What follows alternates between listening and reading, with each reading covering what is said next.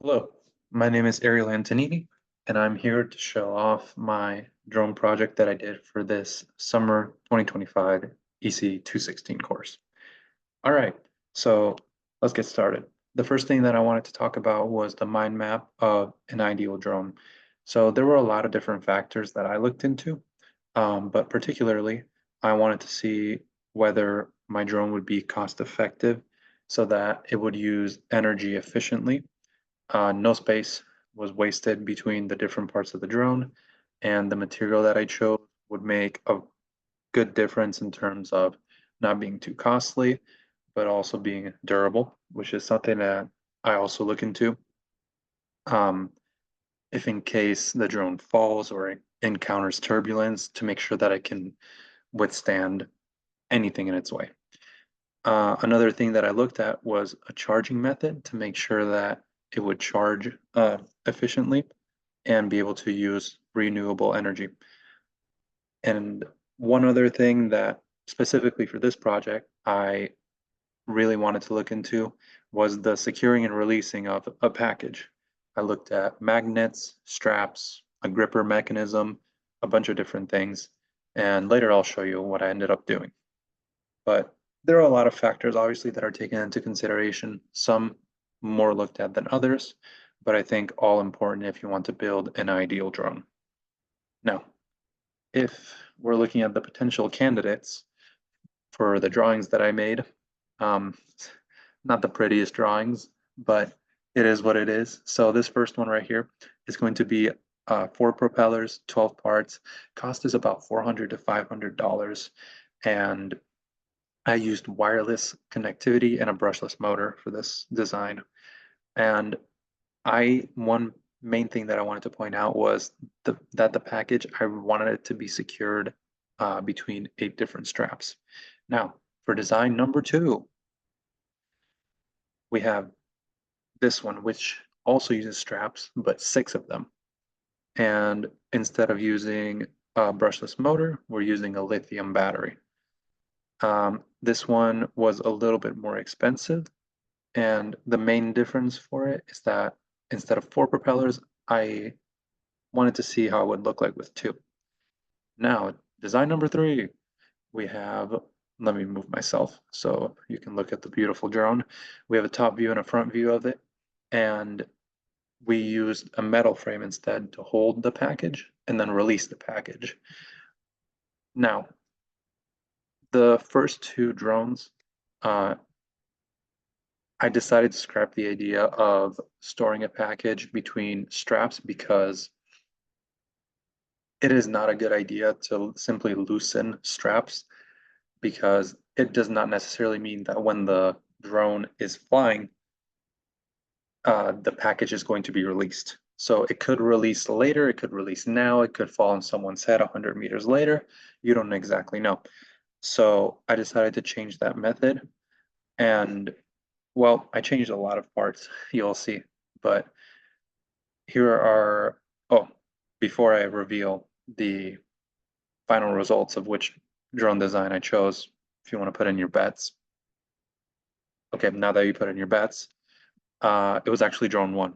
So the main takeaways from it was that I wanted the drone to be able to be cost effective and also be sustainable.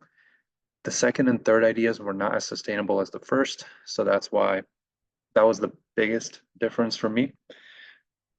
And again, if you're looking at all the sections, I just wanted to make sure that all 3 had the 10 required moving parts for our beginning. Now, even though you are the winner, Drone Hand Sketch 1, that does not mean that I kept the drone as is. In fact, I decided to change from 4 propellers to 2 so that it would be more efficient and not take up as much energy, specifically because it is a small drone and I don't think 4 propellers were necessary. Now, instead of a brushless motor, I decided to go with a LiPo battery.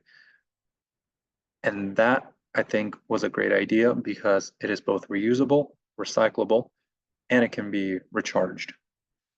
So pretty big wins. And it is also not expensive to buy. I checked prices and it's pretty affordable.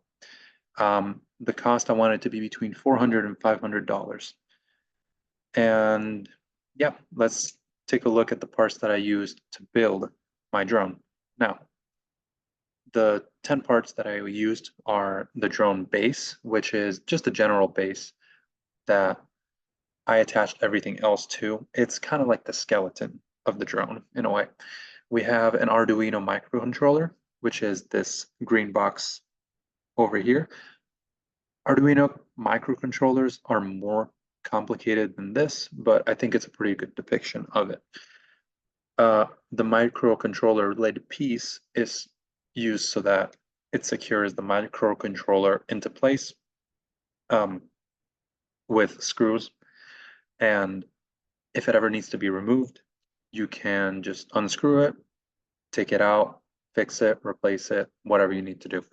Now, like I said, I wanted to use a LiPo battery, or for its full name, lithium polymer battery. And I actually put a picture of it right here on the right. The LiPo battery is, I think, a great option to use, like I mentioned before. Now, in order to secure that into place, I decided to use a magnetic battery cap piece, which is this piece right here, which goes directly on top of this indent. Why is there a magnet there? Why is it magnetic? Because I decided to attach two magnets on the interior of the drone base so that this part right here, the battery cap, can be removed and replaced pretty easily, but also be able to withstand turbulence, wind, sudden movements when the drone is flying, so that it is stable, but easily removable. You don't need a screwdriver or anything like that. No. The two magnets I just explained, they're right here. They are the black sort of long rectangles. Two propellers so that I can fly. The drone package holder and the drone package releaser. So these two parts are used so that the relief package can be held securely, and when it is time to release the package, it can be done so efficiently. And then in order to recharge the LiPo battery, I used solar cells. And I will show all these parts later when put together. Now, if we are looking at how the parts themselves became an assembly, just the general processes that I used in order to put everything together, I used concentric mates, gear mates, distance, parallel, and a lot of coincident mates. The coincident mates is to fix two things to one another so that they don't move at all. Parallel mates, I used that a lot for the gears to make sure that they did not move any closer to or further away from other parts. That was the distance mates. Gear mates, that is used for the gears so that once one gear spins, the other one spins. And concentric mates. Now, as you can see, the shaft right here, it is actually going into a hole, and I used a concentric mate to line it up, but not a coincident mate in that case, so that it is not stuck in a way to that hole. Because in this case, so by the way, this right here is a very small but very powerful propeller. The energy from the battery creates power, and this power goes through to the gear, spins this other gear, which also spins the shaft, and then eventually the power goes to the propeller, which allows it to spin very quickly, very efficiently, and lift the drone. Now, this is the full assembly right here. I have a few different drawings and that I wanted to point out, and a few different things. So as you can see here, this is where the battery is placed, where the energy is sent to. Now, these black boxes here, these are the solar cells. That is what I used to recharge the drone. It uses solar power in order to recharge. And in this particular central image right here, we have the Arduino and the piece that we used to secure it into place. Now, on the right image here, you can see the LiPo battery and kind of how it's secured, all the parts in an exploded view, kind of taken all apart. And I wanted to emphasize here on this part on the right, which is also this grayish part on the left image. So that right here is the holder of the drone. I wanted it to be slightly larger than the package that it is holding so that it does not dance around too much when it's taking flight in case there's any bumps to it so that nothing inside gets broken. And then this part right here is the releaser. So that can simply be turned so that it stays closed into a box and then can be opened to release the package whenever necessary. Now, I wanted to just point out a few of the drone part drawings that I did.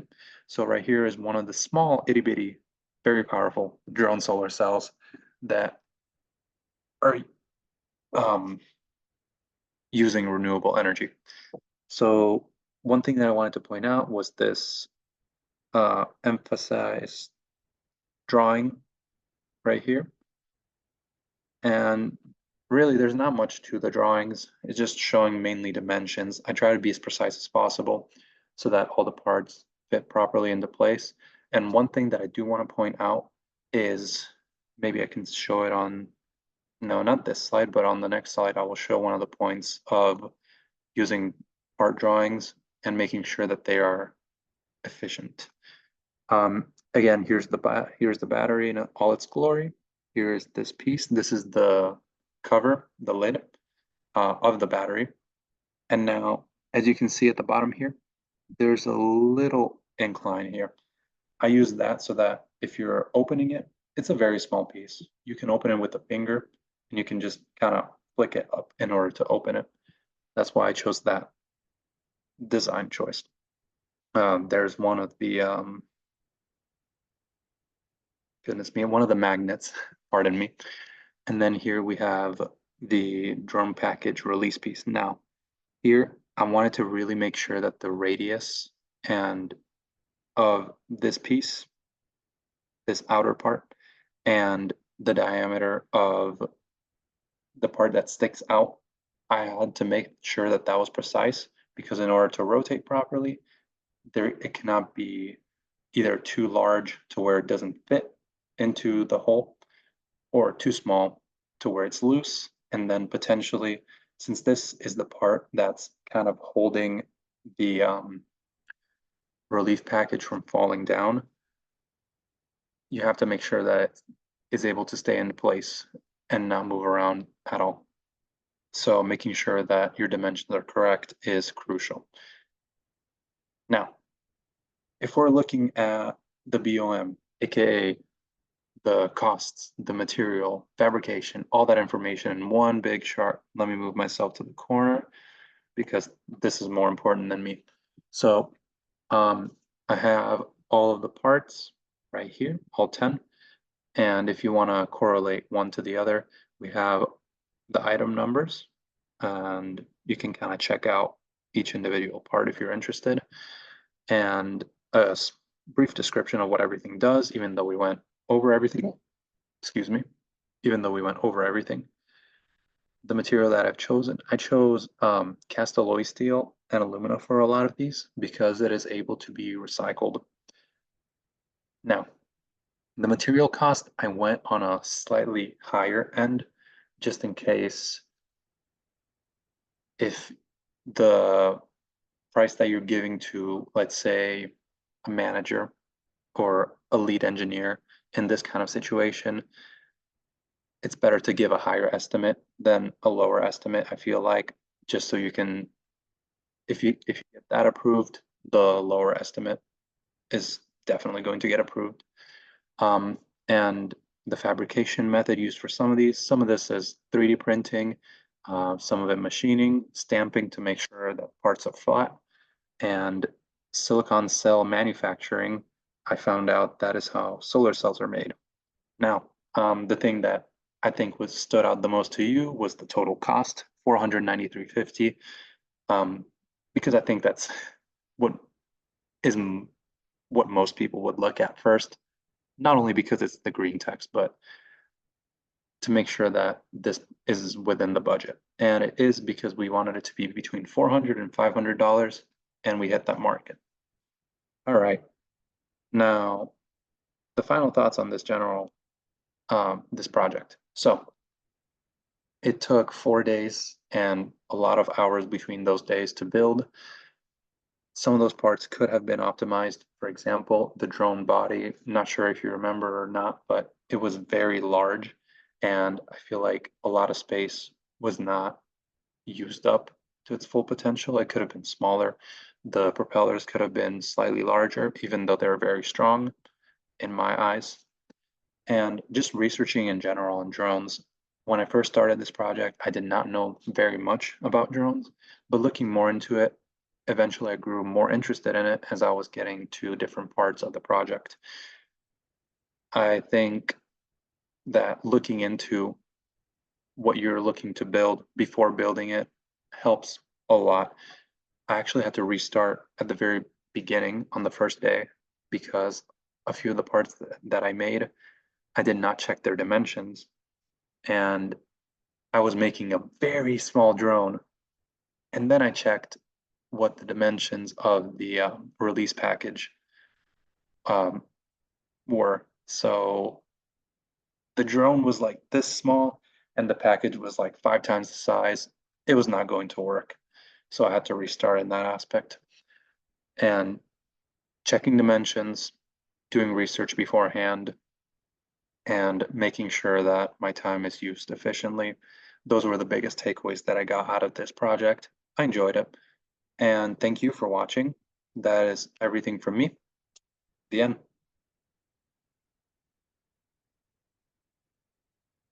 Oh Lord. Technical issues over here.